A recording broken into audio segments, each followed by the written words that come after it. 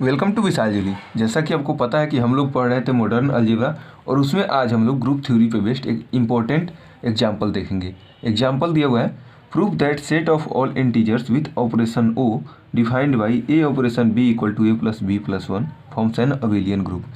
दिया हुआ है कि अगर कोई भी operation O set of all integers पे डिफाइन है कुछ इस तरह से कि अगर हम दो एलिमेंट लेते हैं ए और बी और उसके बीच में ऑपरेशन लगाते हैं तो उसका जो आंसर आ रहा है ए प्लस बी प्लस वन आ रहा है। तो हमें शो करना है कि ये एक अबेलियन ग्रुप का फॉर्मेशन कर रहा है, मतलब अबेलियन ग्रुप बन रहा है, या फिर आप कह सकते हैं कम्यूटेटिव ग्रुप बन रहा है। ये चीज़ हमें शो करना है।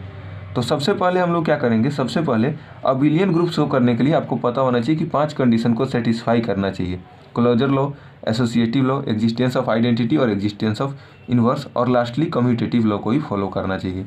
तो चलिए हम लोग देखते हैं कैसे सोल्व करना है इसको। सबसे पहले दिया हुआ है लेट, मान लेंगे कि i equal to set of all integers, जो हमें दिया हुआ है i equal to set of all integers.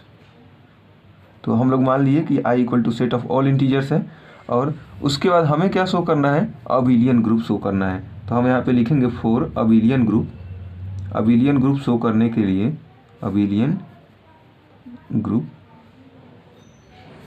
We have to test the following conditions. अगर हमको अबेलियन ग्रुप शो करना है तो हमें कुछ कंडीशन है जिसको टेस्ट करना होगा।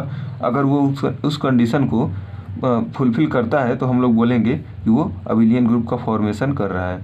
We have to test the following conditions. अब कौन कौन सा कंडीशन है, चलिए एक एक करके हम लोग समझते हैं, समझते भी चलेंगे और लिखते भी चलेंगे। सबसे पहला कंडीशन है closure law. Closure law, closure law क्या कहता है कि अगर हम लोग कोई भी element for every a b belong to I, a b belong to I, अगर हम लोग कोई भी दो एलिमेंट सेट ऑफ इंटीजर्स में से लें तो हम लोग अगर उसमें ऑपरेशन लगाए तो जो आंसर आना चाहिए ए ऑपरेशन बी आना चाहिए। तो उसका वैल्यू कितना दिया हुआ है, ए प्लस बी प्लस वन। तो यहाँ पे जो ए प्लस बी प्लस वन आना चाहिए वो भी हमारा क्या है, इंटीजर होता है। तो हम जानते हैं कि इंटीजर होगा।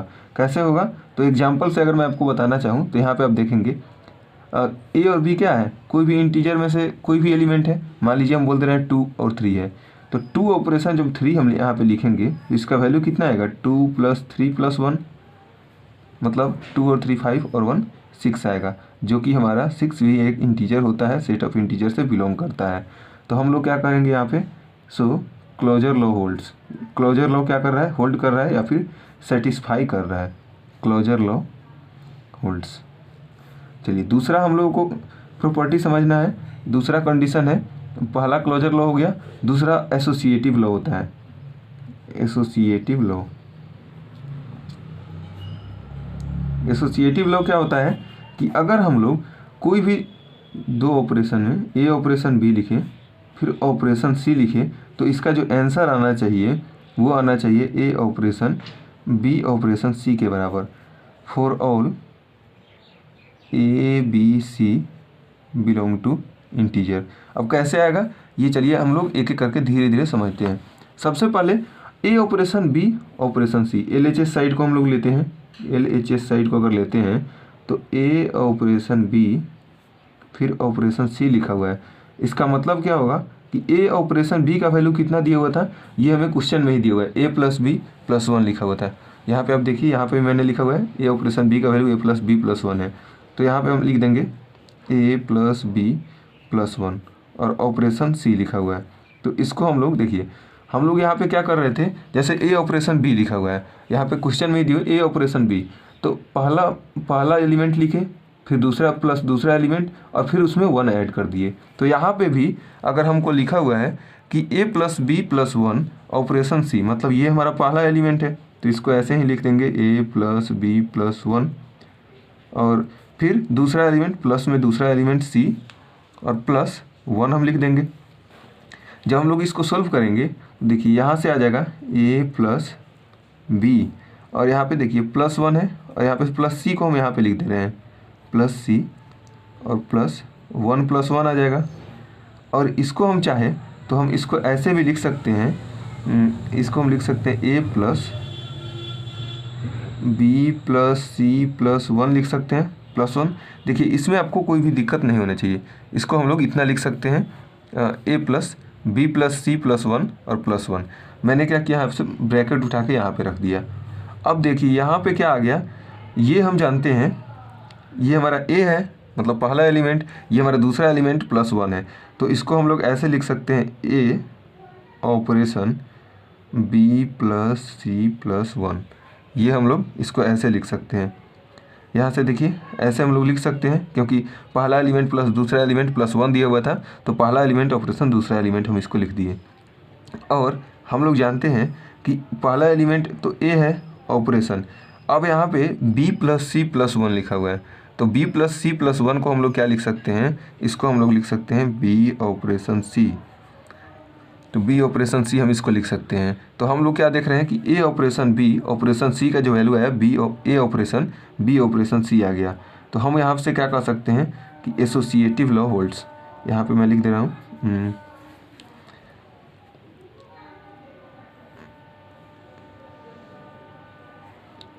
एसोसिएटिव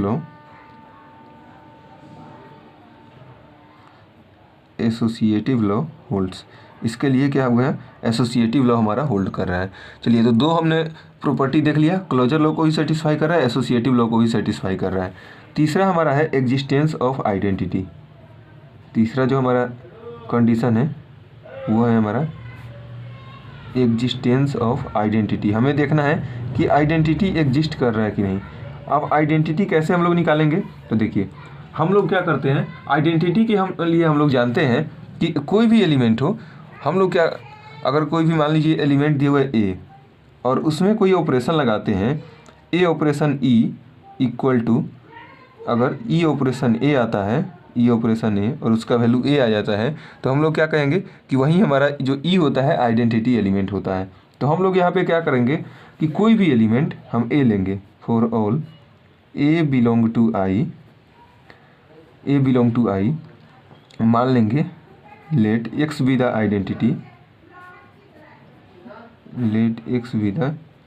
आइडेंटिटी, मान लेंगे कि एक्स कोई आइडेंटिटी है। तो देखिए जैसे यहाँ पे ए ऑपरेशन ई लगाते हैं, वैसे ही हम यहाँ पे क्या करेंगे, ए ऑपरेशन चाहे ई लिख लेते हैं, लेट ई विद आइडेंटिटी। तो हम लोग यहाँ पे ए ऑपरेशन ई लगाएंगे, उसका वैल्यू ए के बराबर आना चाहिए, उसका वैल्यू ए के हमारा बराबर आना चाहिए, क्योंकि ए ऑपरेशन ई का वैल्यू ए के बराबर हमेशा आता है।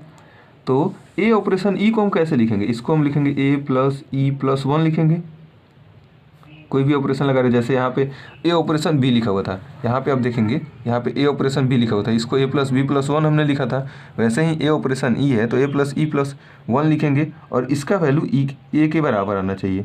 मतलब अगर हम चाहें तो इस दोनों को ऐसे लिख सकते हैं, ए प्लस 1 और प्लस ई लिखा हुआ है और इसका वैल्यू ए के बराबर आ रहा है। तो हम अगर इसको इधर भेजें तो ये आ जाएगा ई इक्वल टू ए, और ये तो हमारा ए है तो इधर जाकर माइनस ए हो जाएगा, और ये जो हमारा 1 है इधर जाकर -1 हो जाएगा।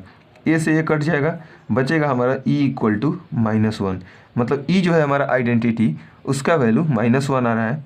तो हम लोग यहाँ कहेंगे 10 आइडेंटिटी एग्जिस्ट। इसीलिए हम लोग क्या कहेंगे कि आइडेंटिटी एग्जिस्ट कर रहा है। अब आइडेंटिटी एग्जिस्ट कर रहा है तो चौथा हम लोग कंडीशन क्या देखेंगे, क्लोजर लॉ हमने देख लिया, एसोसिएटिव लॉ देख लिया, एग्जिस्टेंस ऑफ आइडेंटिटी हमने देख लिया। अब हम लोग देखेंगे एग्जिस्टेंस ऑफ इन्वर्स। चौथा नंबर में है हमारा existence of inverse.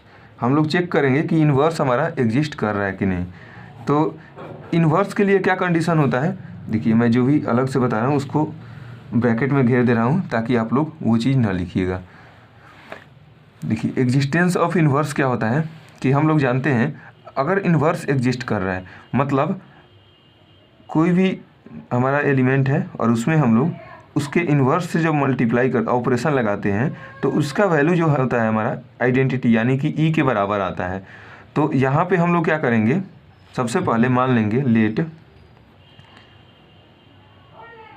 A inverse be the inverse. मान लेंगे ए इन्वर्स क्या है, इन्वर्स है, inverse for all a belong to I, मतलब कोई भी एलिमेंट अगर ए है जो कि सेट आई से बिलोंग कर रहा है तो उसके लिए मान लेते हैं ए इन्वर्स क्या है, उसका इन्वर्स एलिमेंट है। देन हम लोग जानते हैं कि अगर किसी भी एलिमेंट में ए में हम लोग ए इन्वर्स से ऑपरेशन लगाए, ए ऑपरेशन ए इन्वर्स, उसका वैल्यू आइडेंटिटी के बराबर आना चाहिए। कहने का मतलब कि अगर हम लोग कहें ए ऑपरेशन ए इन्वर्स को हम ऐसे लिखेंगे ए प्लस ए इन्वर्स प्लस 1, इसका वैल्यू जो आना चाहिए हमारा आइडेंटिटी एलिमेंट यहाँ पे आया है -1, मतलब आइडेंटिटी -1 के बराबर आना चाहिए। और -1 के बराबर आना चाहिए तो हम लोग यहाँ से देख सकते हैं कि ए इन्वर्स का जो वैल्यू आएगा, यहाँ पे ए इन्वर्स का जो वैल्यू आएगा वो कितना आएगा, तो ए इन्वर्स इसको भेजेंगे उधर तो माइनस आएगा। देखिए ये भी हमारा -1 है और इधर भी -1 है, तो -1 और -1 होकर -2 हो जाएगा, और यहाँ पे ए जो है माइनस इधर जाएगा तो -a हो जाएगा। तो हम लोग देख रहे हैं कि ए इन्वर्स का भी कुछ वैल्यू आ गया, -2 -1 -a, और -2 में से -a को जो सब्ट्रैक्ट करेंगे तो ये हमारा क्या है, एक इंटीजर है, तो इसीलिए हम यहाँ पे कह सकते हैं 10 इन्वर्स एग्जिस्ट।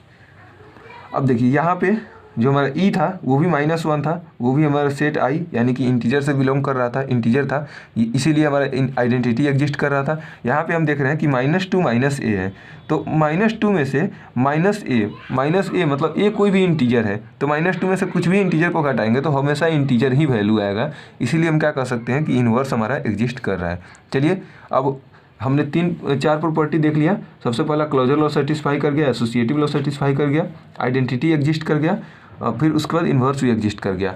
लेकिन हमें यहाँ पे शो करना था, ग्रुप नहीं शो करना था, हमें अबिलियन ग्रुप यहाँ पे शो करना था, यानी कि हमें 5वां कंडीशन भी सेटिस्फाई करवाना पड़ेगा जिसका नाम है कम्यूटेटिव लॉ। तो चलिए देखते हैं कम्यूटेटिव लॉ कैसे हम लोग शो करेंगे।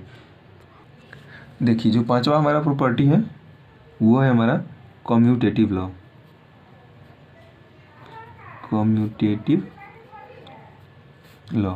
कम्यूटेटिव लॉ में हम लोग क्या जानते हैं, कम्यूटेटिव लॉ होता है कि अगर हम लोग कोई भी 2 एलिमेंट लें और उसके बीच में ऑपरेशन लगाएं, मतलब ए ऑपरेशन बी जो है, तो हमारा हमेशा इसका वैल्यू जो होता है ये बी ऑपरेशन ए के बराबर आना चाहिए। तो हम लोग क्या कहेंगे, कम्यूटेटिव लॉ सेटिस्फाई हो रहा है। तो यहाँ पे कम्यूटेटिव लॉ शो करना है तो हम लोग मान लेंगे for all A b belong to I, मान लेते हैं कोई 2 एलिमेंट है ए और बी जो कि सेट ऑफ इंटीजर से बिलोंग कर रहा है, तो ए ऑपरेशन बी का जो वैल्यू होगा वो कितना आएगा, ए प्लस बी प्लस 1 आएगा, और ए प्लस बी प्लस 1। देखिए यहाँ पे ए भी कोई इंटीजर है, बी भी इंटीजर है और 1 भी इंटीजर है। तो हम लोग जानते हैं कि हम लोग अगर 2 में 3 ऐड करें या फिर 3 में 2 ऐड करें तो कोई फ़र्क नहीं पड़ता, हमेशा इसका आंसर 5 ही आएगा। मतलब अगर हम ए में बी ऐड करें, ए और बी इंटीजर है, तो हम ए में बी ऐड करें या फिर हम बी में ए ऐड करें तो कोई फ़र्क नहीं पड़ेगा। तो इसका मतलब बी प्लस ए प्लस 1 लिख सकते हैं, और बी प्लस ए प्लस 1 लिखा हुआ है तो हम इसको बी ऑपरेशन ए लिख सकते हैं। कैसे, तो देखिए ए ऑपरेशन बी का वैल्यू था ए प्लस बी प्लस 1, तो बी ऑपरेशन ए का वैल्यू आएगा बी प्लस ए प्लस 1। तो हम लोग यहाँ पे क्या देख रहे हैं कि ए ऑपरेशन बी का जो वैल्यू आ गया बी ऑपरेशन ए के बराबर है, तो इसीलिए हम क्या कर सकते हैं, commutative law holds. Commutative law क्या कर रहे हैं यहाँ पे, कम्यूटेटिव लॉ होल्ड कर रहा है।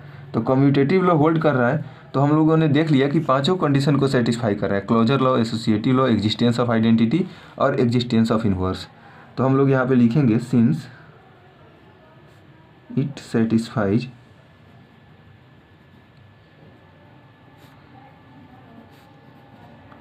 ऑल द गिवन कंडीशंस, ये सभी गिवन कंडीशन को सेटिस्फाई कर रहा है, all the given conditions, thus इसीलिए हम इसको क्या कर सकते हैं, it is an abelian group, it is N